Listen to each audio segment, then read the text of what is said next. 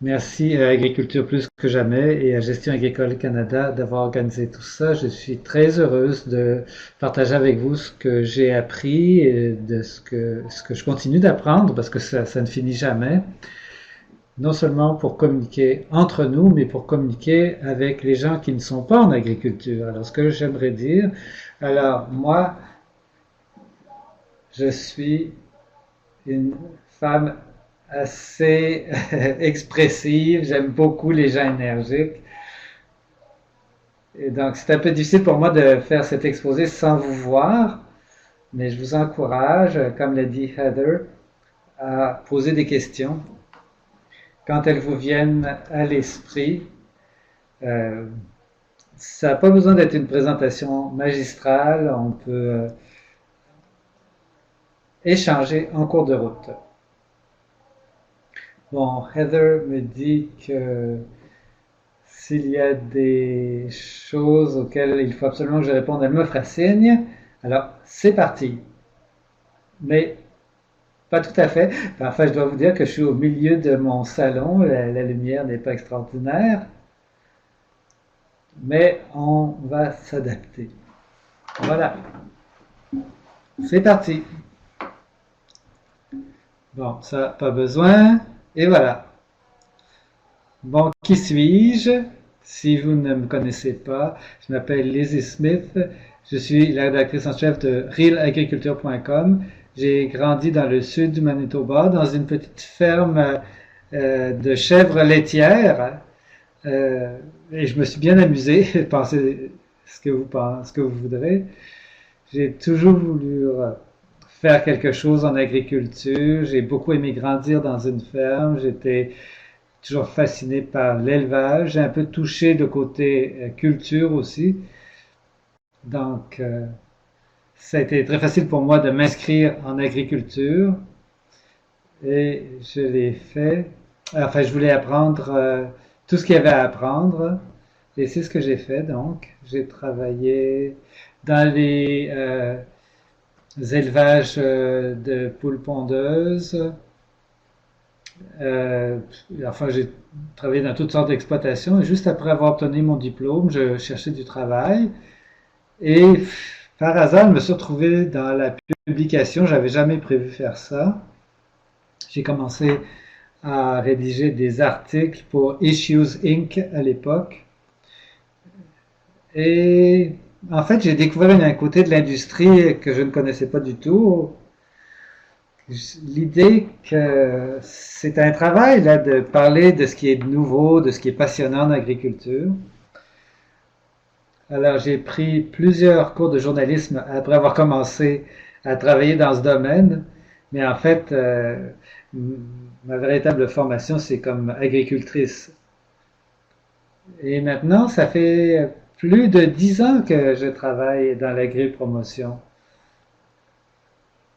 C'était une expérience extraordinaire. Je suis passé d'apprendre la base avec des tonnes de corrections, travailler sur papier, d'apprendre tous les raccourcis, toutes les techniques de révision, tout ça. Et maintenant, je travaille presque exclusivement sur Internet, en vidéo, en audio. Et je dois vous dire que j'aurais jamais imaginé que je me retrouverais comme vidéaste, mais les choses ont évolué énormément. Parce que tout a changé, la façon dont je fais mon travail, mais aussi la façon dont les agriculteurs ont accès à l'information. Alors c'est là où on en est. Donc en passant de l'imprimé, des médiums classiques à l'Internet, tout cela a amené toutes sortes d'apprentissages. Je dois dire que je remercie euh, tous les gens qui m'ont formé et on vous a bien préparé pour que maintenant je parle des médias et pour que je puisse vous dire pourquoi est-ce qu'on fait ce qu'on fait, comment on présente ça visuellement, comment avoir les conversations difficiles, mais aussi comment utiliser les médias sur Internet. Hein. C'est toute la série en fait de webinaires là dont je fais partie. Alors, je sais pas trop, est-ce que c'est moi qui change les planches ou c'est vous? Non, c'est moi. Bon, j'y vais. Alors voilà. Alors, ça donne un aperçu de ce dont je vais parler. Moi, j'ai fait partie de l'évolution de la grille promotion. Je vais vous expliquer comment les choses ont changé, ce que ça signifie. Ensuite, on va discuter un peu euh, non seulement de la façon dont les médias sociaux sont utilisés en agriculture, mais aussi pour ceux et celles d'entre nous qui voulons aller un peu plus loin et passer à la télévision ou à la presse, hein, tout ce que ça signifie. Et j'ai aussi réservé pas mal de temps pour discuter à la fin, parce qu'une bonne partie de tout ça, c'est de savoir comment on peut toucher les gens qui ne font pas partie de l'industrie pour euh, entrer en contact avec les consommateurs qui, eux, cherchent de l'information sur la façon dont les aliments sont produits, quels sont les canaux de communication existants et comment est-ce qu'on peut développer tout ça. Donc ça, j'aimerais beaucoup que vous participiez, parce que moi, je n'ai pas toutes les réponses, en fait. C'est l'industrie qui invente tout ça, tout le monde en même temps. Alors ça, c'était le petit aperçu. Alors on va passer maintenant à la planche suivante. Si vous me donnez une minute, voilà. Bon, alors,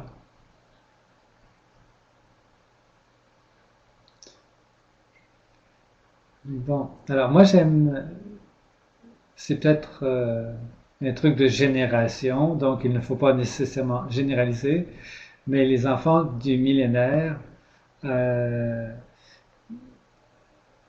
et moi je fais partie de cette génération-là, et dans les médias, avant, on attendait que le journal soit livré ou que le bulletin de 6 heures ou de 10 heures soit diffusé à la télé. Donc, on était tous prisonniers de ce qu'on allait nous envoyer, ce que les médias allaient nous envoyer à l'heure qui leur convenait, dans la forme qui leur convenait. On était toujours passifs, il fallait être à la maison. En tout cas, on était de simples récepteurs. Et tout a changé maintenant. Il reste encore une place pour l'imprimer, bien sûr. Il y a encore une place pour les bulletins de nouvelles, parce que, bon, mais en fait, les nouvelles de 10 heures, c'est souvent, les gens ils disent c'est ce qu'ils ont lu sur Twitter 6 heures plus tôt.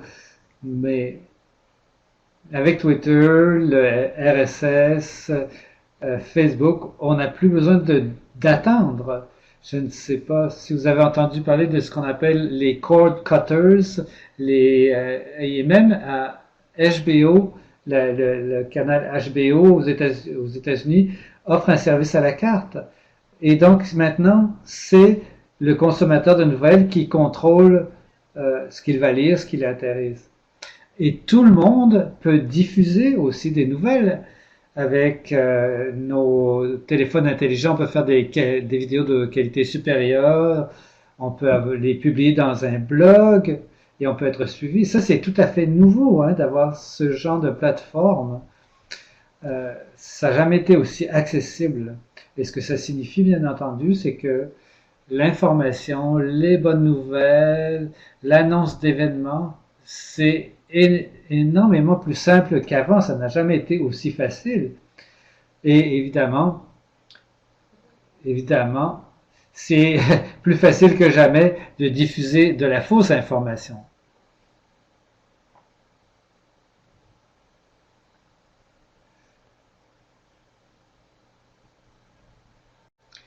Bon, et ça c'est l'une des choses. Bon, si vous avez des questions, si vous voulez faire des commentaires.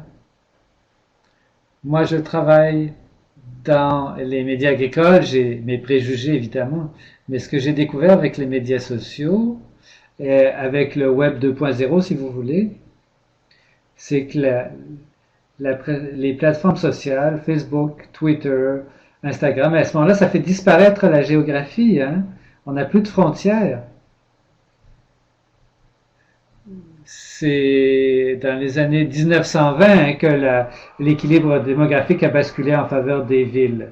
Donc les ruraux sont minoritaires depuis longtemps et s'il faisait beau, bon, si les routes étaient aussi assez bonnes, ben on pouvait aller au fort agricole et on pouvait se voir, mais sinon ça a toujours été très difficile de communiquer entre nous. Et grâce aux médias sociaux, nous faisons disparaître les distances et c'est un outil extraordinaire bon, pour avoir de l'information immédiate sur les marchés d'intrants ou d'extrants, d'échanger des conseils sur le pâturage, sur l'agronomie. Les médias sociaux, c'est pas seulement des nouvelles, c'est une plateforme d'échange en fait, quelque chose qui n'a jamais existé avant et ça c'est passionnant. Et pour moi, dans mon travail, quand je travaillais dans l'imprimé, je travaillais pendant 8 semaines avant, j'avais un échange de 8 semaines pour publier quelque chose et il fallait que je devine ce qui serait intéressant au moment de la publication ou ce qui tomberait à point nommé. Mais en fait, on était toujours en retard, il fallait deviner. Et bon, on publiait quelque chose et bon, la rétroaction, il n'y en avait pas, alors que maintenant, je sais que Sarah Schatz est là et son mari Jay euh, nous expliquait pourquoi le blé perd du poids quand il y a trop de pluie, environ 1 livre par boisseau. On discutait pour savoir pourquoi ça se produit. Tout le monde se demandait. Je me suis dit, quelle question passionnante. Moi, j'en ai aucune idée de l'explication. Alors, il y a un spécialiste du ministère euh, de l'Agriculture de l'Ontario et je lui ai dit, bon, explique-moi. Et 2 jours plus tard, j'avais une entrevue, j'ai pu la diffuser et j'ai pu envoyer l'information aux gens qui avaient besoin de cette information, les agriculteurs sur le terrain. C'est incroyable. C'est incroyable d'avoir ces échanges bidirectionnels si rapidement au moment voulu. Et bon, s'il y a des agriculteurs euh, qui m'écoutent, je sais que vous passez énormément à chercher de l'équipement et nous on fait beaucoup de vidéos. Une de nos vidéos les plus populaires, c'était sur un épandeur de fumier. On se demande des fois pourquoi, hein, mais en fait, il n'y en a pas tellement de modèles qui existent. Hein. Mais si on veut savoir comment fonctionne quelque chose, comment quelque chose est assemblé, qu'est-ce qu'on fait? On se tourne vers YouTube. Et ce qui est extraordinaire, c'est que les agriculteurs utilisent YouTube pour faire des réparations, pour trouver du nouveau matériel et tout ça. Donc, c'est une évolution extraordinaire, je trouve, du côté des communications, du point de vue de l'agriculture. Évidemment, il y a le revers de la médaille, avec la facilité et la rapidité de communication, il y a des inconvénients. Et bon, les médias sociaux ont fait disparaître les distances. Évidemment, les agriculteurs qui ne participaient pas au débat auparavant maintenant peuvent le faire, mais ça signifie aussi, c'est que ceux qui ne sont pas des amis de l'agriculture ont la même facilité. Alors, tout le monde maintenant peut avoir accès à des outils de communication, mais bon, on ne peut pas blâmer les gens pour s'en servir, mais maintenant il y a des informations qui deviennent virales. Un viral, c'est un mot qui ne servait jamais dans ce sens-là il y a quelques années. Alors maintenant, il y a des choses comme les documentaires chocs. Je ne sais pas ce que vous en pensez, mais moi je suis sur Facebook et c'est incroyable pour moi de voir combien de nouvelles sont affichées alors qu'elles ne viennent pas d'une source légitime. Les gens n'essayent même pas d'être légitimes ou crédibles et pourtant on lit les, les manchettes, c'est sensationnaliste, ça nous touche parce que bon, ça touche notre humeur, nos soucis alimentaires, et tout d'un coup, on a une réponse magique qui arrive de l'Internet. Et c'est très facile de cliquer sur j'aime, sur partager, sur retweeter, et il y a une quantité énorme d'informations qui est repartagée. Évidemment, l'inconvénient, c'est que la plupart d'entre nous vivons dans les villes et les organismes de presse sont basés en ville. Et ce qui est intéressant avec l'agriculture, c'est que même si tout se passe sur le terrain, bon, mais on ne parlera pas d'agriculture urbaine pour l'instant, mais tout le monde mange et donc les aliments, qu'on ait des liens avec l'agriculture ou non, on est toujours relié par l'entremise de l'alimentation. Alors même si ce qui se passe en ville n'a pas grand-chose à voir avec ce qui se fait dans le milieu rural, l'inverse par contre est vrai, tout ce qui se fait dans le milieu rural est important en ville. Bon, alors, si tu as une seconde, je vais aller fouiller dans mes notes parce que je vais être sûr de ne rien oublier. Alors, voilà.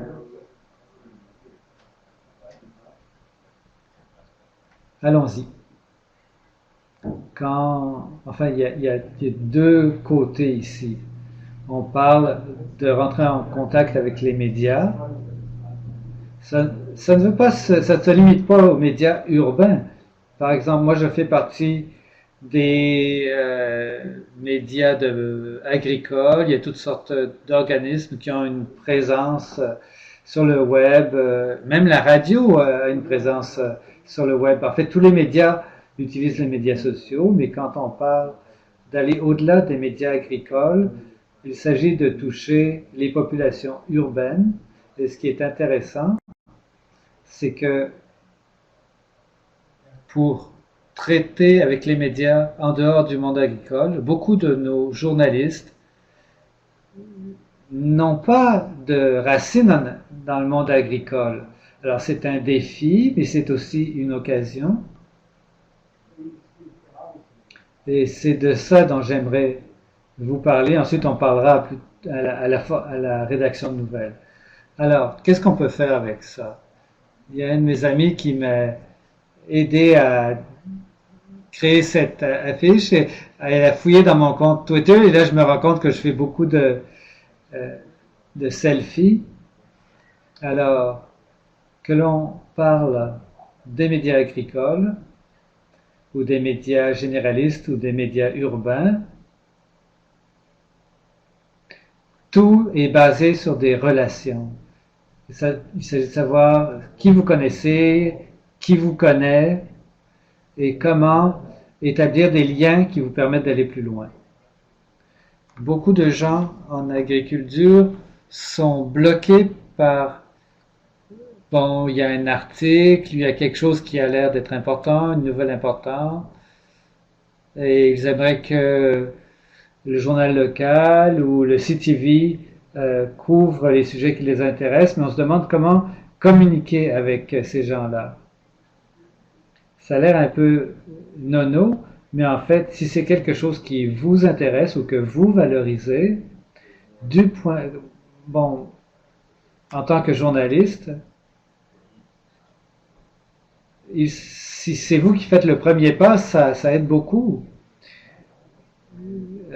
Tous les journalistes ont une adresse courriel, un numéro de téléphone, un compte Twitter, alors profitez-en, ça a l'air un peu nono de le dire, mais faites ça avant d'être obligé de le faire. Moi, c'est ça que je dis toujours. Plus vous parlez aux gens qui ont rédigé un article ou à faire un reportage, plus vous avez ce lien pour qu'ils sachent que vous êtes, bon, vous cultivez des céréales, mais vous élevez aussi des bovins, et vous avez une entreprise agro-touristique, et vous êtes dans un secteur qui a certains problèmes de pâturage et tout ça. Et à ce moment-là, plus vous pouvez communiquer ça, et eux peuvent cultiver leurs sources, c'est parce que c'est ça que vous devenez une source Et à ce moment-là, il y a beaucoup plus de chances que les journalistes vous appellent. Et maintenant, bon, j'en arrive au conseil euh, concernant les médias imprimés par opposition aux médias euh, audio, vidéo, mais disons que si vous avez des relations avec des journalistes et que les journalistes vous appellent, qui demandent une entrevue ou une déclaration, c'est tout à fait correct de dire je ne suis pas la personne que vous cherchez et de les relayer à quelqu'un d'autre qui est peut-être plus au courant. Ça, c'est très bien d'encourager les journalistes à aller trouver des spécialistes ou d'autres agriculteurs. Mais la clé, c'est de connaître les journalistes. Donc, ce qui est essentiel, c'est que si vous faites partie d'un groupe ou si c'est quelque chose qui vous intéresse beaucoup et que vous faites du bénévolat et que vous voulez faire du travail de communication, de rayonnement, alors contentez-vous de parler des choses qui vous intéressent. Ça, c'est très bien, mais préparez-vous et dressez une liste de spécialistes sur lesquels vous pouvez compter pour discuter de questions qui concernent d'autres sujets.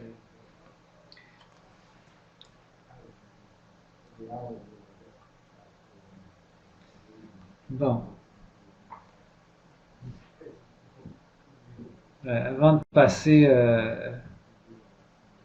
aux autres médias, mais une des choses importantes, c'est de se rappeler que même votre journaliste agricole n'a peut-être pas d'expérience en agriculture. Et ça, moi je connais plusieurs personnes dans l'industrie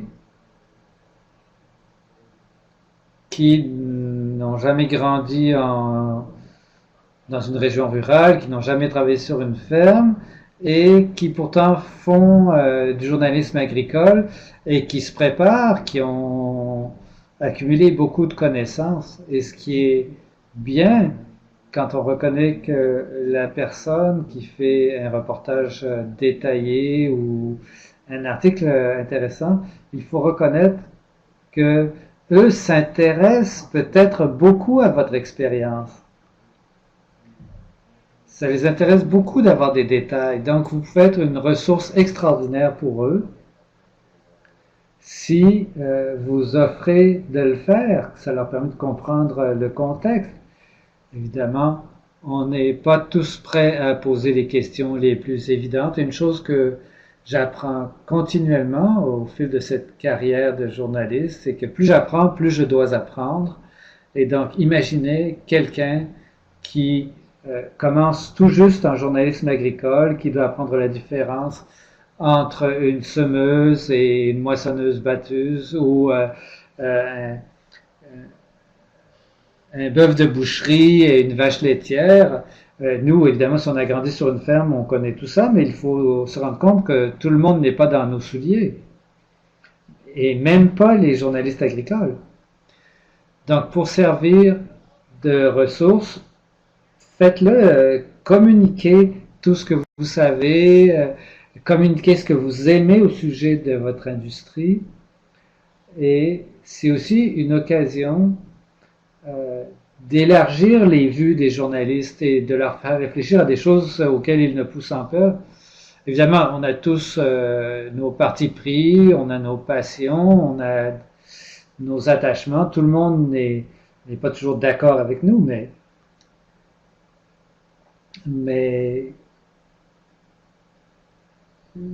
donc vous avez la chance d'ouvrir les yeux des journalistes au sujet de ce qui vous passionne. Profitez-en.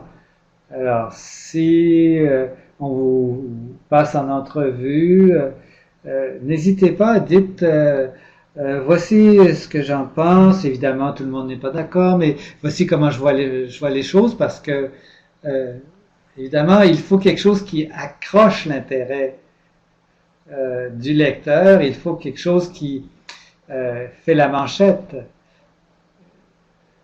C'est pas facile, hein, les médias. le passage à l'Internet et l'idée que tout est gratuit maintenant sur le web. En fait, rien n'est gratuit, ça prend de la publicité. Qu'il s'agisse de vendre des journaux ou de faire voir des vidéos ou d'inviter des gens à voir des bulletins de nouvelles à la télé. De toute façon, il faut accrocher l'intérêt de l'auditeur. Et quand les gens vous appellent, c'est peut-être quelque chose que vous n'aimez pas, hein, et ça vaut la peine d'en parler. Il y a ce que font les journalistes, s'ils ont un sujet accrocheur, ils peuvent parfois commencer à dire est-ce que vous dites que et, et parce qu'ils ont besoin de citations et d'accroches et tout ça. Et c'est pas mauvais en soi parce que les journalistes sont très bons, ont beaucoup d'imagination, ils peuvent créer un reportage très intéressant, mais quand ils posent une question piège, vous avez le droit de dire non, vous avez le droit de dire non, c'est pas comme ça que je vois les choses, c'est pas comme ça que je m'exprimerai. Et ça, c'est peut-être quelque chose qui va changer leur point de vue et qui va les aider. Donc, vous avez tout à fait le droit de dire, bon, ce n'est pas du tout ma position, et, et à ce moment-là, vous pourrez revenir à votre message et donner votre point de vue, dire, voici le message, voici comment je vois les choses. Il y a des gens qui ont beaucoup de mal, hein, quand il y a quelqu'un qui vous met un micro sous le nez, qui vous dit, est-ce que vous diriez que, est-ce que vous êtes d'accord pour dire que, dites non si vous n'êtes pas d'accord, n'hésitez pas, vous avez le droit.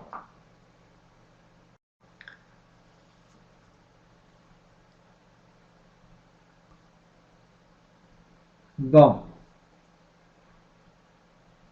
est-ce qu'on doit... Genre, on m'envoie un commentaire. Ah oui, il y a même une question, donc on va attendre que la question...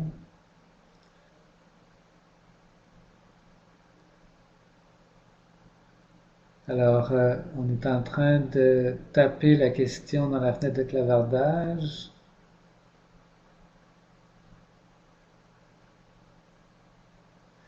Bon, on a du mal à lire ici.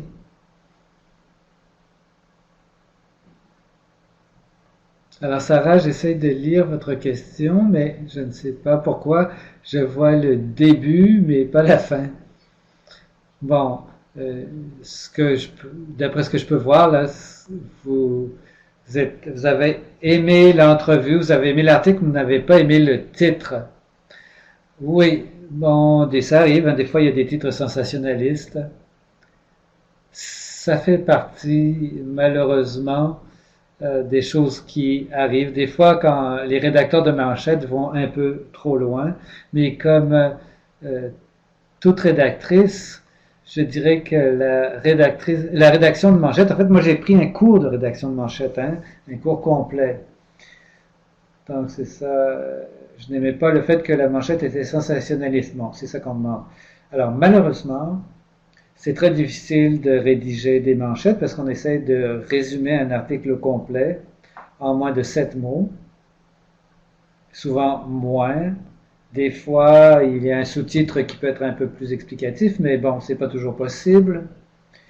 Alors, c'est là où c'est très important de faire un suivi. À moins que la manchette soit complètement mensongère. Des fois, on étire un peu la vérité, mais qu'est-ce que vous voulez de nos jours où tout marche au clic sur Facebook, sur Twitter? On est payé en fonction du trafic, hein, et donc des fois on exagère un peu pour attirer les clics, hein. C'est très dur à éviter. Est-ce qu'il y a moyen d'éviter ça? Pas vraiment. Mais tout à l'heure, vous verrez, il y a la vérification, hein, des... Bon, dans la réalité, ça peut se faire, c'est une question de courtoisie entre vous et le journaliste, c'est pas toujours possible, mais on y reviendra. Mais pour répondre à la question, si euh, il y a une manchette sensationnaliste, mais qui n'est pas nécessairement fausse, ça vaut la peine de faire le suivi. en vous rappelant que la personne qui a rédigé l'article n'a peut-être pas rédigé la manchette. Alors, selon que vous êtes dans un journal, et donc à ce moment-là, si dans un journal, ce n'est pas le journaliste n'a pas rédigé la manchette. Et du côté des médias sociaux, il y a quelqu'un qui s'occupe de l'affichage. À ce moment-là, ça peut être réécrit parce qu'on essaye aussi de favoriser l'optimisation. Donc, c'est pas très gentil. Je suis vraiment d'accord pour dire que des fois, on se retrouve avec des manchettes fausses. À ce moment-là, il faut le dénoncer. Mais ça, c'est une question de relation, encore une fois. Ce n'est pas nécessairement mauvais de réagir, de dire je n'ai pas apprécié, bon, de dire le titre était trop sensationnaliste. Ce n'est pas nécessairement possible de changer les choses après les faits, surtout si ce n'est pas mensonger. Mais d'appeler la personne, de dire bon, merci de cet article, merci d'avoir bien reflété, mais j'étais dérangé par le titre et ça, bon, j'aimerais ça que ce soit évité dans l'avenir, mais n'hésitez pas à me rappeler. Et d'habitude, au moins, ça aide de faire ça. Et peut-être que ça peut éviter des erreurs dans l'avenir. Bon, il y a une autre question.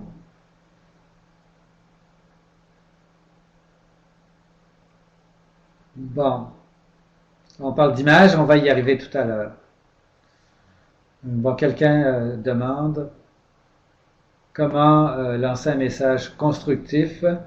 On va y venir, mais d'abord, j'aimerais vous expliquer ce qui diffère entre la presse écrite, la radio et la télé, et ça va nous amener aux images. Avec l'imprimé, ce qui est intéressant, en tout cas d'habitude, et ça c'est pour les magazines mensuels, c'est pas nécessairement les hebdomadaires, mais même dans les hebdomadaires, ils ont des articles de fond sur lesquels on travaille pendant plusieurs semaines. Donc vous avez du temps avec l'imprimé, donc vous pouvez avoir des échanges assez longs avec les sujets, vous pouvez faire des études. Et pour moi, l'un des défis pour passer de l'imprimé au web, c'était de ne pas pouvoir poser les questions préparatoires, était obligé d'aller dans le vif du sujet immédiatement et de faire quelque chose qui ressemble plus à la radio ou même à la vidéo. À ce moment-là, il faut que ça soit très concis. Ce qui est bien avec l'imprimé, c'est que vous avez du temps et souvent de l'espace. C'est un excellent médium pour les discussions plus approfondies ou des sujets plus techniques. Donc, à ce moment-là, vous pouvez développer le sujet vraiment.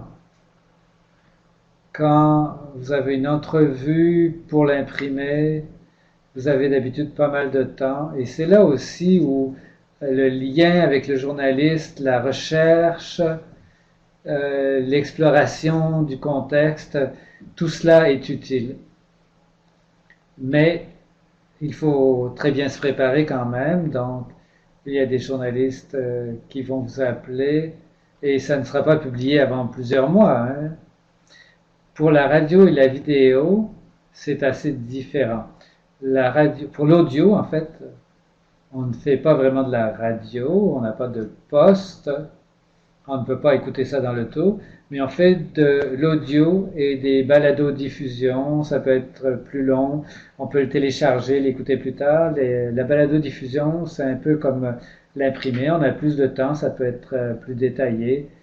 Mais la radio, c'est vraiment des capsules de son, et même du côté de la vidéo, selon le type de bulletin de nouvelles, on cherche des commentaires. Un commentaire sur un aspect du sujet. On va vous poser toutes sortes de questions, mais on va essayer d'extraire de l'échange des petites capsules. La vidéo, ça ressemble beaucoup. C'est comme ça dans les bulletins de nouvelles. Mais en tout cas, la radio, c'est très court et à ce moment-là, il faut s'entraîner, il faut avoir préparé des sujets, il faut absolument du temps pour se préparer et vous avez le droit de demander. Si quelqu'un vous demande, est-ce que vous pouvez vous demander des questions qu'on va vous poser? Vous avez le droit de demander, mais ça ne sera pas toujours possible. C'est pas parce que le journaliste veut vous piéger ou parce qu'il veut éviter que vous soyez trop préparé, mais parce qu'ils essaient de définir leur sujet. Si on fournit toutes les questions à l'avance, ça empêche un libre échange entre vous deux. Moi, des fois, j'envoie un thème, une liste de points que je veux toucher, mais j'hésite beaucoup à envoyer des questions précises. Et des fois, je n'en ai pas. Moi, souvent, je ne sais pas exactement ce que je dois découvrir. Donc, si j'ai rédigé d'avance toutes mes questions, ça ne laisse pas beaucoup de place. Dans mon esprit, si j'élabore un article, je sais quel sujet je veux aborder, mais c'est les réponses de la personne interrogée qui vont déterminer la suite de l'entrevue. Donc, la plupart des journalistes vont vous donner une idée du contenu de l'entrevue, mais bon, n'hésitez pas à poser des questions sur quoi ça va porter, quel sujet vont être abordés. Et bon, c'est une question de courtoisie aussi, mais ça ne veut pas toujours dire que vous avez. Enfin, vous pourrez avoir vos notes, vous pourrez vous préparer, mais surtout pour la radio, la vidéo, les meilleures entrevues, en fait, sont celles où vous êtes détendu et si tout est encadré, vous passez trop de temps à répondre exactement ce que vous croyez devoir répondre plutôt que d'être naturel. Alors c'est bien, c'est bon de vous préparer, n'hésitez pas à le faire, mais le fait que vous voulez vous voulez fournir des réponses très très précises, en fait ça va euh, fausser un peu l'entrevue. Alors, posez des questions, et si les journalistes n'ont pas de questions, en fait, vous avez plus de place pour orienter le contenu, ce qui est à votre avantage. La vidéo, maintenant, c'est comme ce que je fais en ce moment. Et je dois vous dire, c'est très spécial hein, de parler à un ordinateur toute seule dans son salon. Donc la vidéo, euh, bon, on est très intimidé quand on a un micro sous le nez. La plupart des gens sont heureux avec l'imprimé parce que, bon, on est au téléphone, on est en personne, donc il y a de la place pour discuter. À la radio, vous savez que on ne va utiliser que 5 secondes et les questions seront très directes. La vidéo, on se demande à quoi nos cheveux, à quoi ont l'air nos cheveux, nos dents, comment on bouge et le cerveau pense à tout ça pendant qu'on est devant la caméra, alors qu'on devrait se soucier de contenu. Mais bon, si vous vous retrouvez devant une caméra ou que vous êtes derrière la caméra, les gens ne veulent pas se contenter de voir votre visage, ils veulent aussi des images, par exemple. Donc, si vous avez des exemples visuels, vous pouvez inviter les gens, les journalistes pendant une journée où quelque chose de particulier se passe. Donc, ce n'est pas seulement la personne interviewée qui est intéressante, c'est tout le reste. Donc, si vous vous présentez, si vous êtes interrogé par la CTV, la CBC, Radio-Canada, et que c'est constructif, que ça peut marcher à la télé, vous avez besoin d'images fortes. Vous avez aussi besoin d'avoir quelqu'un qui se sent à l'aise devant la caméra. C'est évident, hein, quand quelqu'un n'aime pas être devant une caméra, la personne se sent mal à l'aise, nous nous sentons même à l'aise, c'est pas efficace. Ceci dit, on peut s'entraîner, on s'habitue à le faire, et c'est pas si difficile que ça. Mais il faut s'habituer, s'entraîner, et il faut apprendre à se détendre et à aimer ça, quoi. Donc, ça peut-être un peu, ça a l'air un peu nono, mais ça vaut la peine de se pratiquer à la maison devant une caméra ou de demander à vos camarades de travail ou à vos amis là, de vous aider. Ils vous diront probablement de ne pas trop bouger vos mains. Ben, moi, j'aime beaucoup ça, mais tant pis. Bon, maintenant, la présentation, ça c'est un article de Andrew Campbell. Ça c'est un des articles qui ont été les plus lus dans notre site web depuis un an.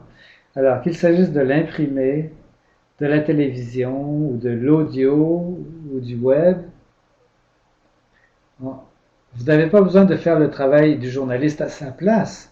Quand je dis trouver une accroche, c'est ça que je cherche aussi. Malheureusement, ce qui les intéresse eux n'est peut-être pas l'angle qui vous intéresse vous ou que vous pouvez fournir, mais bon, ils ont peut-être leurs propres raisons et peut-être que le reportage sera plus fort dans une approche comme ça, mais peut-être que vous allez être capable de leur fournir un exemple ou un commentaire qui va vraiment les intéresser. En même temps, et de mon point de vue, et c'est partagé, tout le monde cherche un bon reportage, un bon article, et évidemment, les nouvelles sont parfois sensationnalistes, trop négatives. On est frustré des fois hein, par l'idée que les bonnes nouvelles n'intéressent personne. Je le sais, mais il ne faut pas renoncer pour autant hein, à diffuser la bonne nouvelle ou au moins équilibrer les choses, hein, de montrer le pour et le contre d'un sujet, pas seulement le contre, mais le pour aussi. Et pour ça, il faut reconnaître quels sont les besoins des journalistes. Alors, et le médium aussi. La vidéo a besoin d'un élément visuel important, il faut que ça bouge, il faut que ça vaille la peine d'être vu. Alors, passez un peu de temps à réfléchir pourquoi le sujet est important pour vous, pour votre exploitation, pour votre organisation, pour l'industrie. Quelle pourrait être l'accroche? Qu'est-ce qu'on pourrait faire différemment? Et si on a une approche constructive, ça renforce les relations aussi avec les journalistes. Tout à l'heure, on parlera de conflits, qu'est-ce qu'on peut faire quand un documentaire, si vous voulez, a déjà été publié, comment contrôler les dommages, comment faire quand quelqu'un euh, fait de la désinformation. Alors, au lieu de dire vous ne comprenez rien, et au lieu de se lancer dans la confrontation, d'autres mots, vous pouvez présenter le revers de la médaille. Vous ne faites pas le travail à la place du journaliste. Non, mais enfin, disons que vous parlez à un journaliste. Le journaliste n'a pas choisi le sujet. Hein, il doit présenter un reportage convaincant au patron. Et si eux ne peuvent pas convaincre, vous devez passer par eux. Donc, plus vous leur facilitez la vie, plus vous les aidez à convaincre leur patron, eh bien, plus ils vont être contents de défendre votre point de vue. À la radio aussi, c'est des capsules sonores. Les gens viennent sur place et ils peuvent aussi travailler au téléphone, mais ils ont besoin de quelqu'un qui est disponible et qui peut parler de façon concise. L'imprimer, bon, on a plus de temps de préparation. Mais je vois la question de Stéphanie maintenant. Bon, merci Stéphanie. Euh, Reconnaître les besoins des journalistes et avoir du temps de préparation. Donc, si vous voulez que le communiqué de presse soit repris, si c'est un sujet qui a besoin de discussion ou pour lequel il faut que les journalistes viennent sur place, même il faut avoir du temps de préparation. Nous, évidemment, il faut quand même planifier nos déplacements. Donc, plus de préparation vous pouvez donner, le mieux c'est. Disons que le pire, c'est d'envoyer un communiqué de presse 3 ou 4 jours d'avance. On est tous très occupés. On a besoin d'un peu de temps pour planifier notre horaire. Les communiqués de presse, c'est un bon outil pour rappeler les événements, faire des annonces, tout ça. Mais l'époque où le communiqué de presse était la seule source d'information sont révolues. On en reçoit beaucoup trop. Ça doit être l'amorce d'un échange, évidemment. Tous les organismes de presse, si c'est une simple nouvelle, on va probablement reprendre le contenu de votre communiqué parce que, bon, on va le réviser un peu pour nous en tenir aux faits. On va peut-être citer, pas toujours, certaines des citations sont très bonnes, mais on n'a pas besoin de citations pour en avoir une. Parce que tout le monde sait que votre organisation sait que c'est intéressant parce que c'est bon, c'est l'évidence là. Mais peut-être que le texte qui définit une accroche, ça pourrait amener un journaliste à dire bon, pourquoi est-ce que cette annonce est importante? Pas de dire ça c'est bien pour l'industrie, pour notre secteur de production, le fait qu'il y ait une fusion. Non. Pourquoi est-ce que c'est important? Et développer ça. Parce que le journaliste qui ne comprend pas l'importance de ce qui est annoncé va juste dire que ça se passe et ça ne va pas aller plus loin. Bon, du point de vue de ma génération, les appels de téléphone c'est bien et Sean va me, ne me le pardonnera jamais, mais différentes personnes aiment différents médias. J'aime parler au téléphone, mais j'aime parler au téléphone à certains moments seulement. Et ça, c'est quand je sais que vous allez m'appeler. Parce qu'évidemment, quand on fait un coup de téléphone, on est en train de dire, bon, je suis très important, écoutez-moi. C'est un peu égocentrique, hein? Et c'est pour ça que Sean m'appelle tout le temps. Bon, mais ça nous fait bien rigoler. Donc, les appels téléphoniques, c'est très bien si vous avez déjà organisé la rencontre téléphonique par courriel. Les appels téléphoniques, surtout si vous avez déjà une bonne relation ou si vous connaissez la personne, ça c'est probablement la meilleure site, c'est probablement mieux qu'un communiqué de presse. Envoyer un communiqué de presse et faire un suivi téléphonique, non. Si vous envoyez un communiqué de presse et que vous n'avez pas eu de réponse, renvoyez un courriel, mais bon, qu'est-ce que vous voulez? Peut-être que ça ne m'intéresse pas. Alors peut-être d'envoyer un courriel pour préparer une rencontre téléphonique, ça serait une bonne idée par contre. Les trousses de presse, c'est utile, oui, surtout pour les gros événements, quand on a besoin d'une carte ou d'une passe pour les journalistes, un laissez-passer pour les journalistes, ça vaut la peine. Mais les copies imprimées des communiqués de presse, c'est pas toujours utile. Par contre, les clés USB, oui, ça peut être assez bien. Moi, je reçois encore des CD. Mais je dois vous dire que je n'ai même plus de lecteur de CD dans mes ordinateurs. Alors, ne dépensez pas votre argent là-dedans. Mais des clés USB, oui. Des choses dont on a besoin physiquement, matériellement, là, c'est bien dans une trousse de presse, mais je ne suis pas convaincu que l'effort que ça demande et le coût que ça représente, ça vaut la peine. Personnellement, je ne suis pas convaincu. Donc, on me demande ici maintenant, est-ce qu'on devrait utiliser les courriels avec confirmation de réception? Ben, en fait, oui, mais pour être réaliste, bon, là, il faut que je vous fasse une confidence.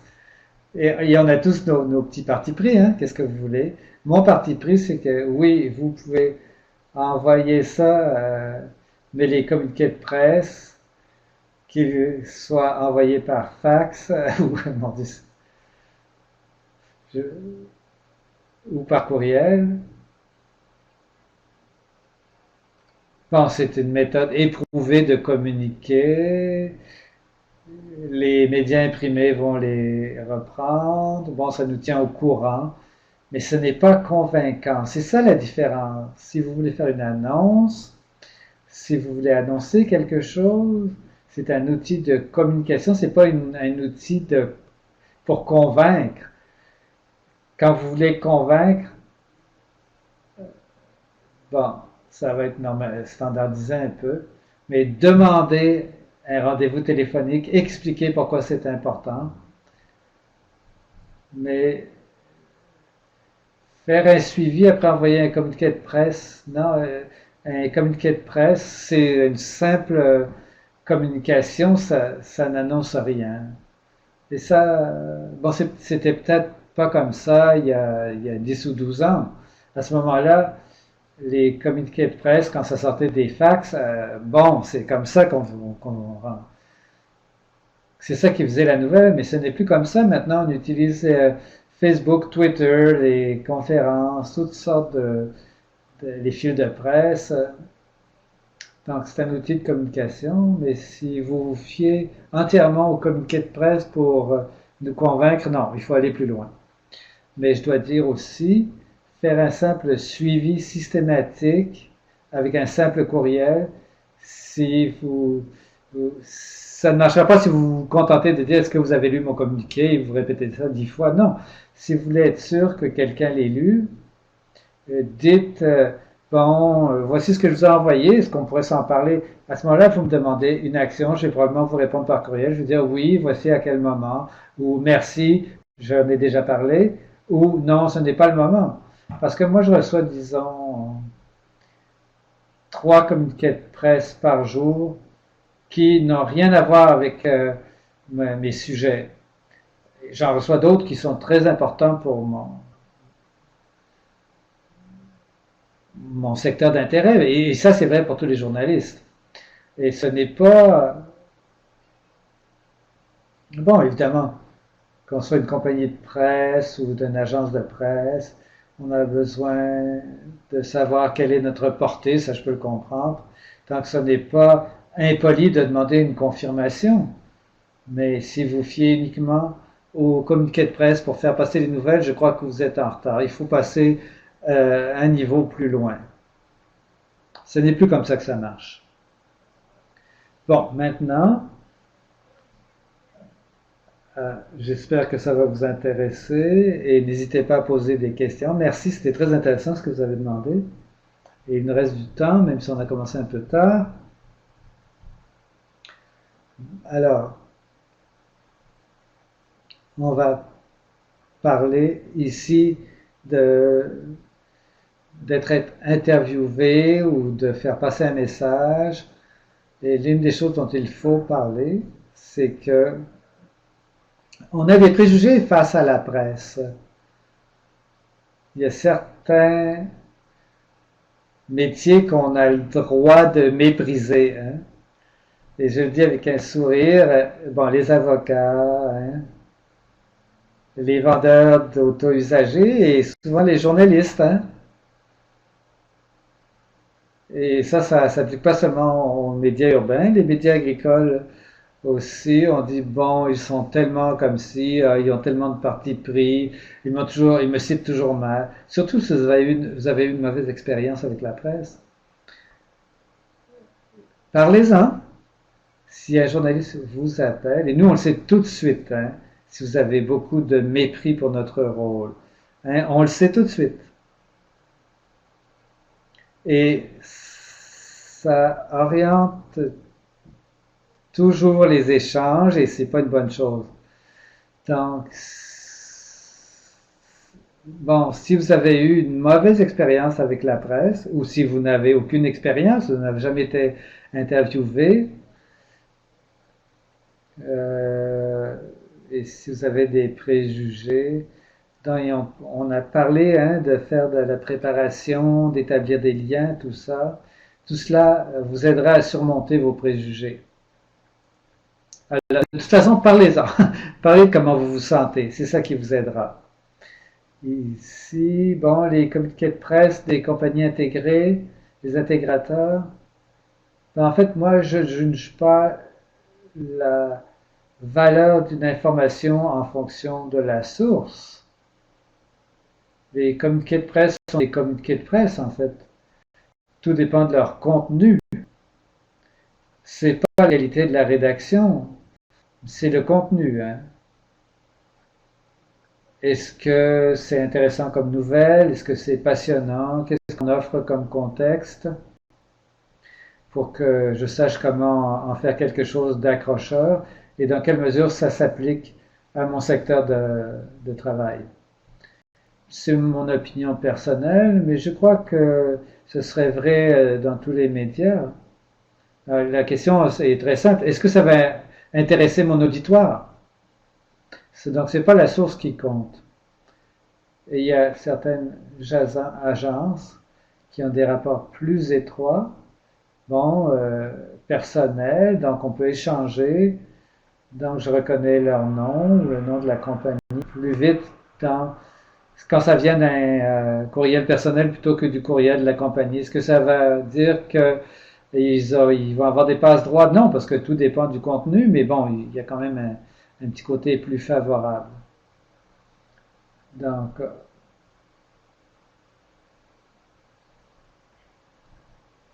mais bon,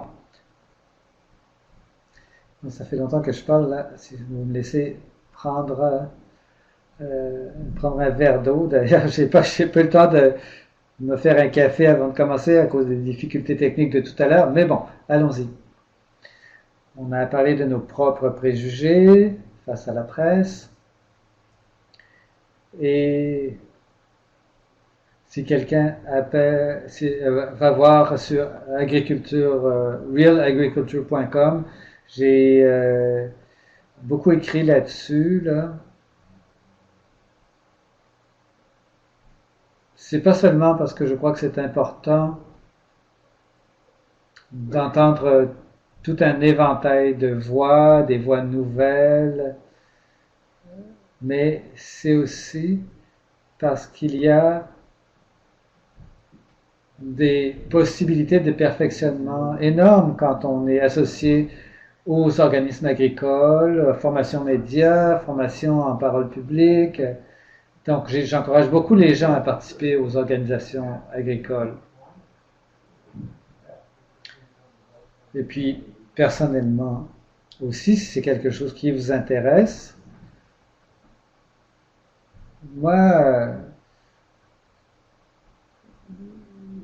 je crois que du point de vue personnel, à l'école secondaire, au collège, à l'université, on a toujours des occasions d'acquérir des compétences de communication.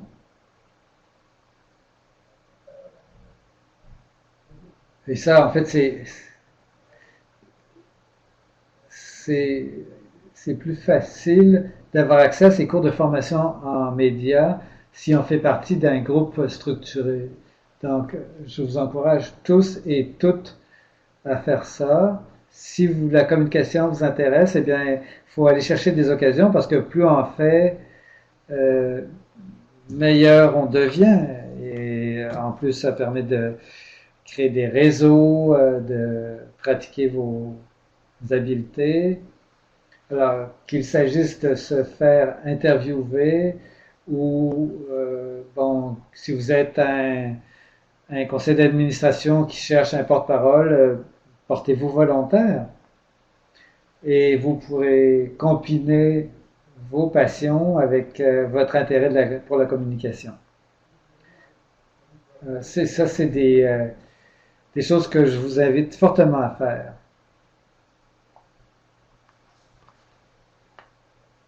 Alors, je vérifie si il y avait autre chose. Oui.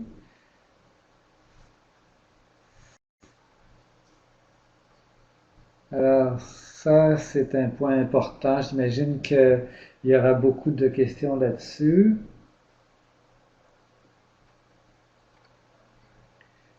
Alors, c'est là où on arrive, comme l'a dit Sarah tout à l'heure d'ailleurs, où bon, il s'agit de vérifier des faits.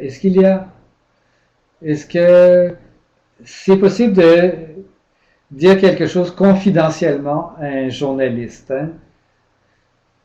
Des fois, on est dans une réunion et la personne qui est en avant dit, je vais vous expliquer ça. Si on éteint l'enregistreuse ou si on arrête de noter.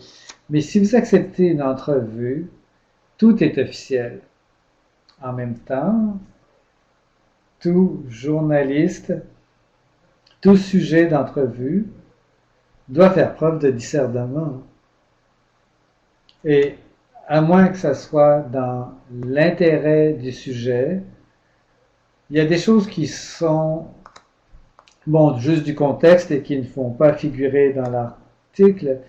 Si vous voulez être une bonne personne ressource pour un journaliste, eh bien, les journalistes ont besoin de sources qui leur font confiance, des gens qui peuvent nous appeler confidentiellement pour vérifier une idée. Nous, on doit pouvoir s'adresser à quelqu'un et parler franchement de ce qui nous intrigue, de ce qui se passe. Et la personne à qui nous nous adressons doit avoir assez confiance pour répondre en sachant qu'on ne va pas répéter ce qu'il ne faut pas répéter. En même temps, si vous avez accepté une entrevue, ça c'est particulier, une entrevue c'est une entrevue, vous ne pourrez pas choisir ce qui va sortir dans l'article. Et c'est là que la communication, la confiance sont importantes. Il faut discuter de qu'est-ce qui est le volet entrevue et qu'est-ce qui ne l'est pas. Et la personne interviewée doit savoir si vous faites affaire à un journaliste qui cherche une citation ou quelqu'un qui s'intéresse vraiment au sujet et avec qui vous allez rester en relation pendant peut-être, je ne sais pas moi, 5, 7, 8 ans. Mais bon, si c'est une entrevue, tout est officiel, mais il y a quand même une question d'équilibre. Il y a des discussions. Bon, vous devez savoir que tout n'est pas enregistré, tout n'est pas noté. Hein. Donc, c'est une question d'équilibre et il n'y a pas de règle absolue. Ne dites jamais rien parce que tout va être publié. Non, tout dépend du contexte. Maintenant, quand on parle d'éviter les pièges, ça, rappelez-vous, vous avez le droit de dire non, vous avez le droit de demander du temps de réflexion, ou même au milieu d'une entrevue, si vous avez l'impression qui ne relève pas de votre compétence, dites-le. Le truc, la meilleure chose à faire à ce moment-là, c'est de renvoyer la personne, le journaliste à la personne compétente. Alors, vous pouvez, comme journaliste, comme personne interrogée, vous pouvez dire exactement avec quoi vous vous sentez à l'aise de parler. Et en tant que journaliste, moi j'apprécie beaucoup de savoir que bon, il y a peut-être quelqu'un qui peut mieux répondre à mes questions ailleurs. C'est plus de travail pour moi, mais ça va là. Si Maintenant, la vérification des faits, dépendant du côté de la clôture où on se trouve, les compagnies aiment beaucoup savoir si elles pourraient vérifier ce qui a été écrit avant que ça soit publié. Mais en un mot, chaque fois que vous voyez une partie, un extrait ou un premier jet de vidéo, c'est une question de courtoisie, il faut que ce soit discuté à l'avance, et ça c'est pour respecter la liberté de la presse. La plupart des journalistes, bon, moi je me considère comme une agricultrice qui travaille dans les médias, mais il y a des gens qui vont refuser absolument de soumettre leurs articles à l'avance. C'est leur droit, mais en même temps, vous pouvez vous proposer de vérifier l'exactitude des faits. Et ça, c'est la seule chose que vous pourrez faire. Si vous... bon, à ce moment-là, contentez-vous de vérifier les faits, mais ne critiquez pas le ton ou le contenu. Et vous ne pouvez pas dire, vous n'avez pas le droit de publier ça. Non, vous avez accepté l'entrevue, c'est trop tard. Mais enfin, c'est toujours une question d'équilibre. En agriculture, souvent, il y a des sujets très techniques qui concernent l'équipement, la génomie, l'agronomie, les cycles de vie, les maladies, les insectes. C'est parfois très technique et si Même si vous êtes agriculteur, on ne veut pas tout savoir, hein. Moi, je connais rien euh, au moteur de tracteur, hein. Qu'est-ce que vous voulez? Donc, j'apprécie beaucoup quand quelqu'un peut me dire, mais je le demande, moi, je vais vous envoyer la description technique, pouvez-vous me dire si je me suis trompé ou non? Donc, offrir de vérifier les faits pour un article technique, c'est souvent très apprécié. Ceci dit, ça se limite aux faits. Dans le monde de l'imprimé, il y avait des gens qui, dont le métier c'était de vérifier les faits, l'orthographe des noms, des noms des personnes, des noms des villes. C'est un processus extrêmement utile et des fois je le regrette parce qu'il y a des gens qui font des erreurs. Et ça enlève un peu de crédibilité à l'article à ce moment-là, mais pour être réaliste, de vérifier que les faits sont justes, c'est une question de courtoisie. Et même si les gens aimeraient beaucoup voir l'article avant qu'il soit publié, c'est une question de... Tout dépend de la qualité des relations. Si vous avez une bonne relation avec quelqu'un à CTV ou au Globe and Mail, ils ne vous laisseront pas voir leur article ou leur reportage, mais s'ils ont des questions, ils vont vous les poser et si vous avez des commentaires, vous pourrez les faire après. Et à ce moment-là, les journalistes verront que vous êtes intéressés, que vous êtes une ressource précieuse et ils vont vouloir préserver votre confiance. Mais en même temps, il faut que la presse et les médias puissent parler de sujets délicats et présenter les deux, parfois les trois côtés de la médaille. Il faut qu'on puisse le faire en présentant des points de vue parfois très très différents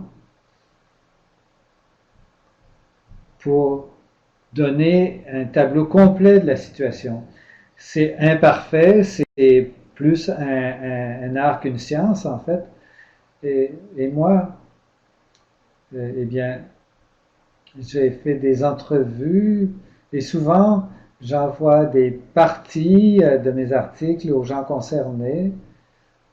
Et souvent j'ai un préambule qui définit les paramètres de ce que je cherche. Je demande une vérification des faits, je demande si j'ai oublié quelque chose d'important. Et si la personne qui vous interviewe pour le web, les articles web sont d'habitude beaucoup plus courts que les articles imprimés. Et parfois, il faut qu'ils soient brutaux dans la révision et souvent, ils éliminent des points qui vous semblent importants. Et c'est là qu'une vérification des faits pourrait être très utile. Comme ça, si c'est un article technique, vous pouvez faire passer ce qui est vraiment important. Et c'est là que la préparation est importante. Bon, du point de vue personnel, c'est moins un problème. Mais si vous parlez au nom d'une organisation ou d'une compagnie ou d'une cause, il faut vous préparer, préparer vos messages. Et je ne parle pas de messages rédigés en détail, mais savoir comment éviter de vous disperser. Et ça permet souvent d'éviter les erreurs de fait. Alors, je crois que, oui, bon, même offrir votre disponibilité après une entrevue, dire que si ça peut intéresser, vous êtes prêt à vérifier les choses, même s'ils ne vous envoient pas l'article, ils vont peut-être prendre le téléphone pour vous demander est-ce que c'est bien, j'avais bien compris, est-ce que c'est correct, tout ça.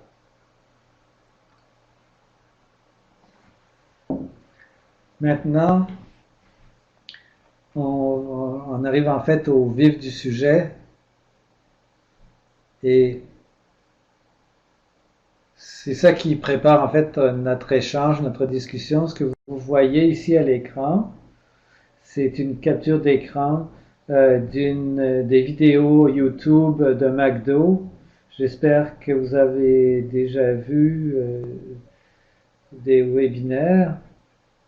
Et bon, ça vous montre comment le monde agricole et le monde alimentaire ont utilisé les vidéos pour diffuser la bonne nouvelle, pour démystifier des choses, pour communiquer des informations factuelles. La campagne de McDonald's sur YouTube est un exemple magnifique, mais j'ai lu hier d'ailleurs que dans le National Post, et ce n'est pas une chronique malheureusement, mais on a pris un des épisodes où on voit Grant O'Hara, je crois que c'est lui, on explique comment on fait le McRib et l'auteur dit que je ne crois pas que c'est utile parce que c'est quand même dégoûtant, mais c'est son opinion, hein. Bon, c'est pas un article, ça c'est un éditorial. Mais quand on parle des médias généralistes, quand on parle de sujets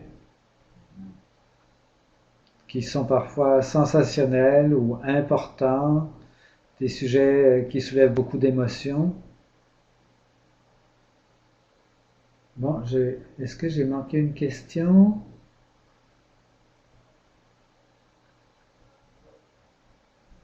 Bon, excusez-moi, j'essaie de retrouver ma question, je ne sais pas où est-ce qu'elle est passée.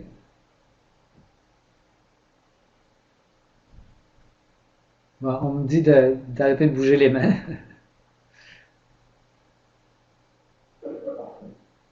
Où est-ce qu'on en était?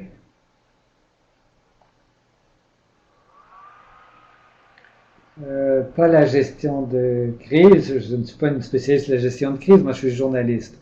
Mais quelques conseils quand même pour réagir face aux questions très émotives et aux controverses quand vous croyez qu'un reportage a trop de parti pris. Et je ne parle pas des caméras cachées, mais souvent un reportage semble avoir un parti pris. Ce qui est utile, on aimerait l'éviter, le prévenir, hein, j'en ai parlé tout à l'heure, hein, de permettre qu'on vous identifie comme source crédible, faire passer votre message à vous, ça c'est un moyen, hein, bon, le fait que les journalistes vous connaissent déjà de telle sorte que quand ils reçoivent une nouvelle ou quand on leur confie un sujet, bon, quels sont les problèmes de qualité dans une production ou la pollution sonore dans euh, dans un secteur donné, ou la présence de machinerie lourde sur les autoroutes, ou les OGM, enfin ce que vous voulez. Si vous avez déjà établi une relation avec le journaliste, il risque de vous appeler vous avant d'appeler quelqu'un d'autre.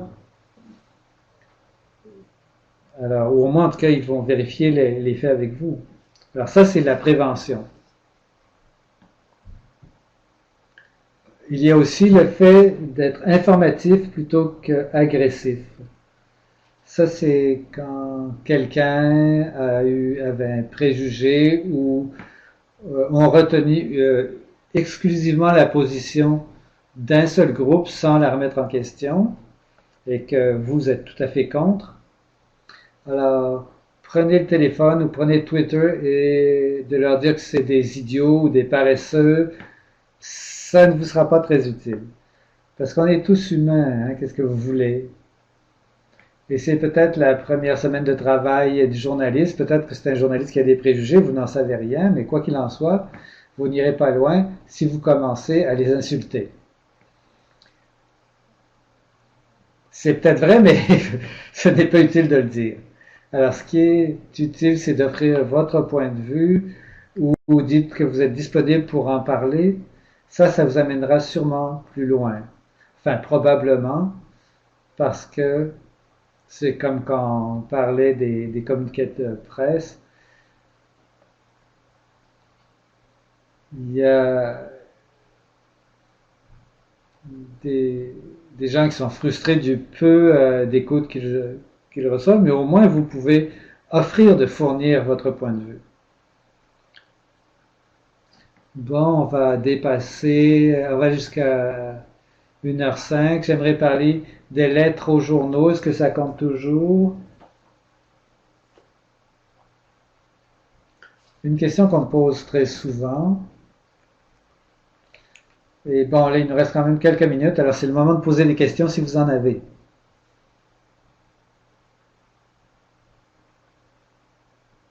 J'essaie de vérifier s'il y en a. Bon, alors allez-y, en tout cas, tapez vos questions maintenant.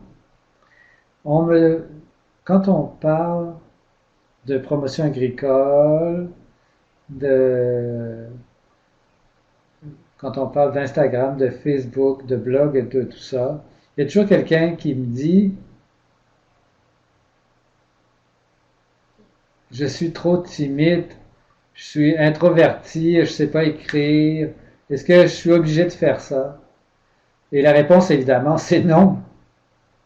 Tout ça, c'est une question de choix, mais si vous êtes là, c'est parce que ça vous intéresse.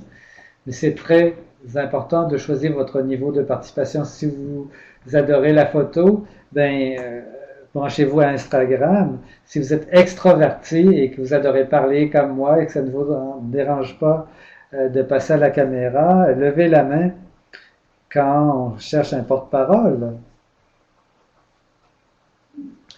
Euh, et ainsi de suite. Il faut choisir son engagement. Si vous savez bien écrire, faites-le. Mais ensuite, une fois que votre choix est fait, enfin, rappelez-vous que tout cela est interrelié. Et la fondation Archetype avait une très bonne publication sur leur blog au sujet des mots-clés qui ne relèvent pas de l'agriculture. C'est très bon parce que souvent, et moi je le fais, hein, moi j'utilise West Canadian Ag, hein, c'est tous les mots-clés reliés à l'agriculture, on reste dans notre petite bulle. Mais on a d'autres intérêts, l'alimentation, la nutrition, la forme physique, l'économie locale, la protection de l'environnement.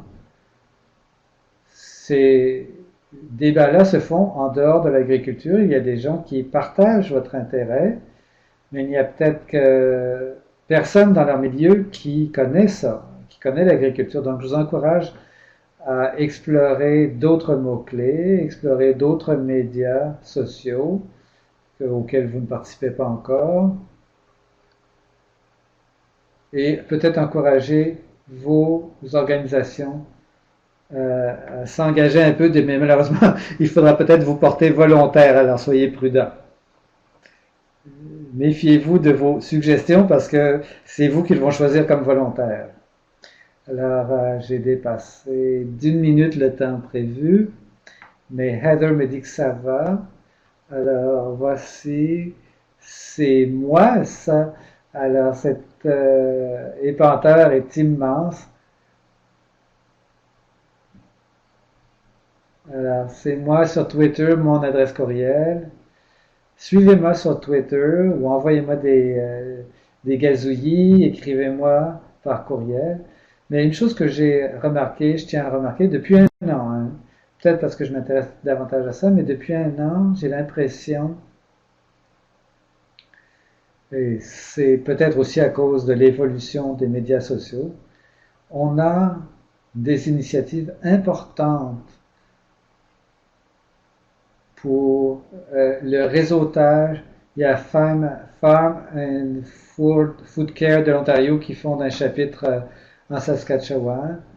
Il y a l'agriculture à l'école, toutes sortes d'initiatives qui commencent à se développer, peut-être parce que l'industrie agricole a toujours su qu'elle était importante comme industrie, mais on se rend compte de plus en plus que les consommateurs cherchent de l'information. Et il y a des organisations qui font du travail extraordinaire, qui peuvent maintenant diffuser la bonne nouvelle encore plus rapidement grâce aux médias sociaux.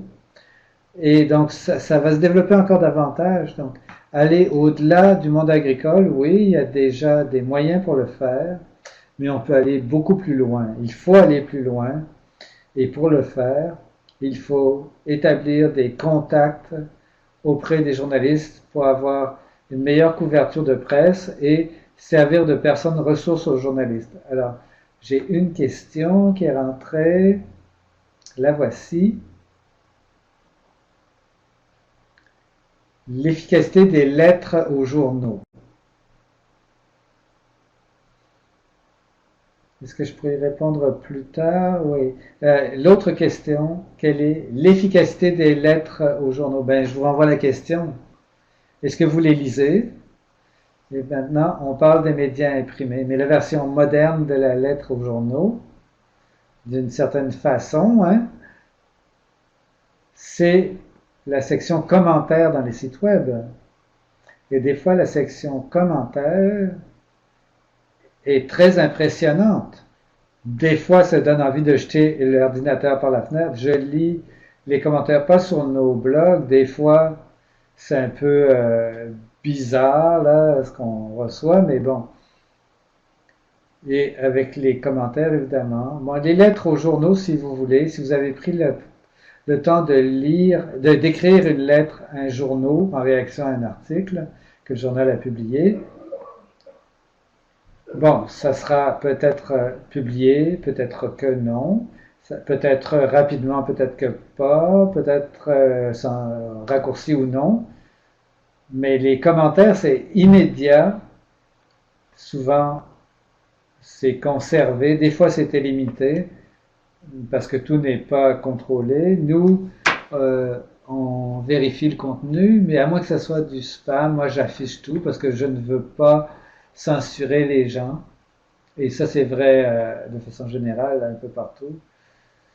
Les commentaires sur les articles généraux, c'est ce qui est une des expériences les plus frustrantes au monde.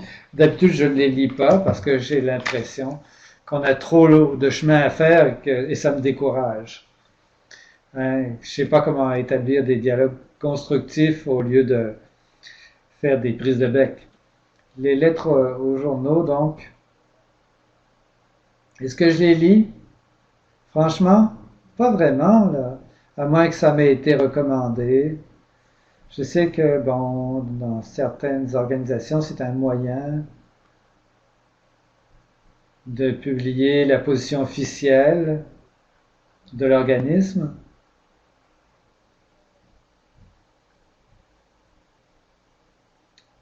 Bon, mais bon, c'est pas toujours possible. Je crois qu'aujourd'hui, du point de vue des organisations,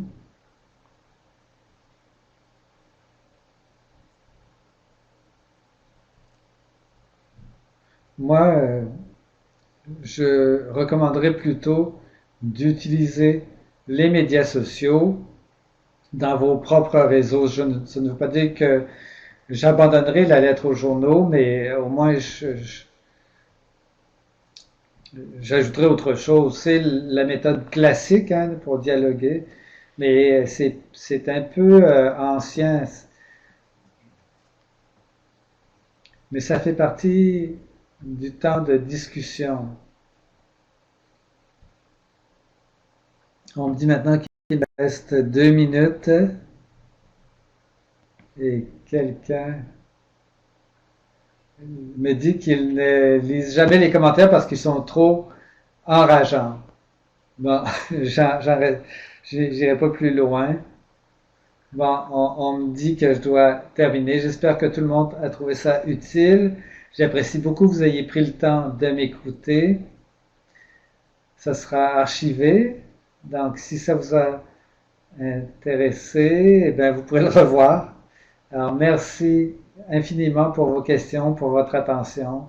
Envoyez-moi un mot. Ne m'appelez pas parce que je préfère le tweet. Merci beaucoup.